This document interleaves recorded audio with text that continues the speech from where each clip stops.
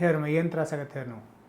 ನನಗೇನಿಲ್ಲ ರೀ, ತೊಗರಿ ಬೇಳೆ ತಿಂದ್ರೆ ಮಾತ್ರ ಭಾಳ ಇದಾಕತ್ತೆ ರೀ. 2 ದಿನ ಬಿಟ್ಟು ಭಾಳ ಕಷ್ಟ ಆಕತ್ತೆ ರೀ. ಮತ್ತು ಉಳಿದ ದಿನ ಏನಿಲ್ಲ, ಹಂಗಾಗಿ ಗುಳಿಗೆ ತೊಗೊಂತ ಹೊಂಟು ಬಿಟ್ಟಿದ್ದೆ ನಾನು. ಎಷ್ಟು ದಿವಸ ಆಯ್ತು ನೀನು ಪಿತ್ತಿನ ಗುಳಿಗೆ ತೊಗೊಳತ್ತೆ?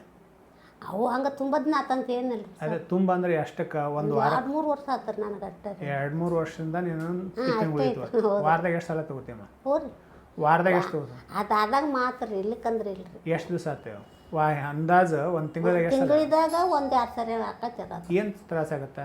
ಅದೇ ಇದಾರೆ ಮತ್ತೆ ಏನಿಲ್ಲ. ಏನು ತ್ರಾಸ? ಎದೆ ಉರಿದು? ಎದೆ ಹುಡುಗ ಅಷ್ಟೇ ರೀ. ಅದು ಬಿಟ್ಟು ಬೇರೆ ಏನು ಸಮಸ್ಯೆ ಮತ್ತೇನಿಲ್ಲ ರೀ. ಕಾಲು ಕೈ ನೋವು ಇರ್ತಾವಲ್ಲ, ಅವು ಒಂದು ಇರ್ತಾವೆ ಇರ್ತಾರೆ. ಮತ್ತು ಉಳಿದದ್ದು ಏನು ಜ್ವರ ಇಲ್ಲ, ಏನಿಲ್ಲ ರೀ ನನಗೆ. ಸರಿ, ಆಯಿತು. ಅದೇ ಈಗ ಕಷ್ಟ ಅಂದ್ರೆ ಕಫ ಆಗಿ ಒಂದಿಟ್ಟು ಎಲ್ಲ ಗಂಟಲ್ದಾಗ ಒಂದಿಟ್ಟು ಹಿಡಿ ಇಟ್ಟಂಗೆ ಆಗ್ತೈತೆ. ಸರಿ ಸರಿ, ಮತ್ತೇನಿಲ್ಲ ರೀ. ಆಯಿತು. ನೀವು ಕುಂಡ್ರಮ್ಮ, ಹೊರಗೆ ಕುಂಡ್ರು. ಹ್ಞೂ ರೀ, ಹೊರಗೆ ಕುಂತೀರಿ.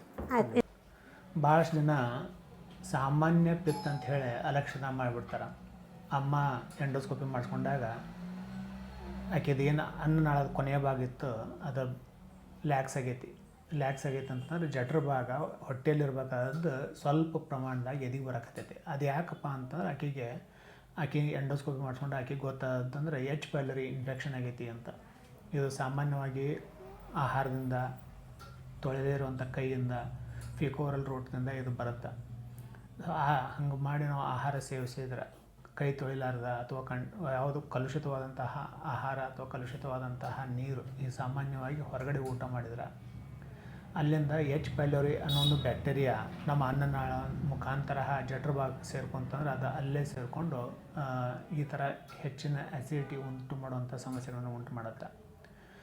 ಅದರ ಕಾರಣದಿಂದ ಆಕೆಗೆ ಹಗಲೆಲ್ಲ ಎದೆ ಉರಿಯಾಕತ್ತಿತ್ತು. ಆಕೆ ಇದು ಸಾಮಾನ್ಯ ಪಿತ್ತ ಅಥವಾ ಆಹಾರಕ್ಕೆ ನೇರವಾದ ಸಂಬಂಧ ಐತಿ ಅಂತ ತಿಳ್ಕೊಂಡು ಅದಕ್ಕೆ ಅಲಕ್ಷಣ ಮಾಡ್ಯಾಳ. ಅದರಿಂದ ಆಕೆಗೆ H. ಪೈಲರಿ ಇನ್ಫೆಕ್ಷನ್ನಿಂದ ಹಿಂಗಾಗೈತಿ. ಅದು ಎಂಡೋಸ್ಕೋಪಿ ಮಾಡಿಸಿದಾಗ ಆಕೆಗೆ ಗೊತ್ತಾಗೈತಿ.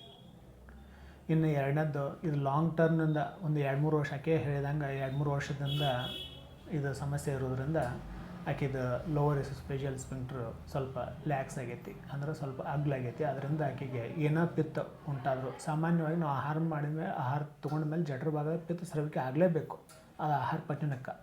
ಆಕೆ ಕೆಳಗಿನ ಭಾಗ ಸಡ್ಲಿರೋದ್ರಿಂದ, ಅಂದ್ರೆ ಅನ್ನನಾಳದ ಕೆಳಗಿನ ಭಾಗ ಸ್ವಲ್ಪ ಸಡ್ಲಾಗಿರೋದ್ರಿಂದ ಆಕೆ ಏನೋ ತಿಂದರೂ ಅದು ಆ ಜಠರ ಭಾಗದಿಂದ ಅನ್ನನಾಳಕ್ಕೆ ಬಂದು ಎದೆ ಉರಿತವನ್ನು ಉಂಟು ಮಾಡಕತ್ತೈತಿ.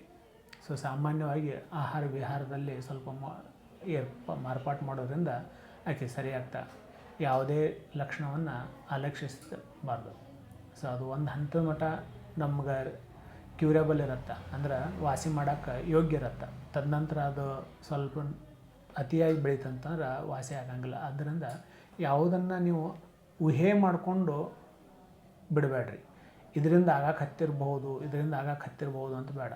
ಹಿಂಗೆ ಆಗಕತ್ತೈತಿ ಅಂಥೇಳಿ ವೈದ್ಯರು ಇಲ್ಲಪ್ಪ ಇದು ನಿರ್ಲಕ್ಷಿಸೋದು ಬೇಡ, ನಿನಗೆ ಏನು ಸಮಸ್ಯೆ ಇಲ್ಲ ಅಂತ ಹೇಳಿದ ಮೇಲೆ ನೀವು ಅದು ನಿರ್ಲಕ್ಷಿಸ್ಬೋದು.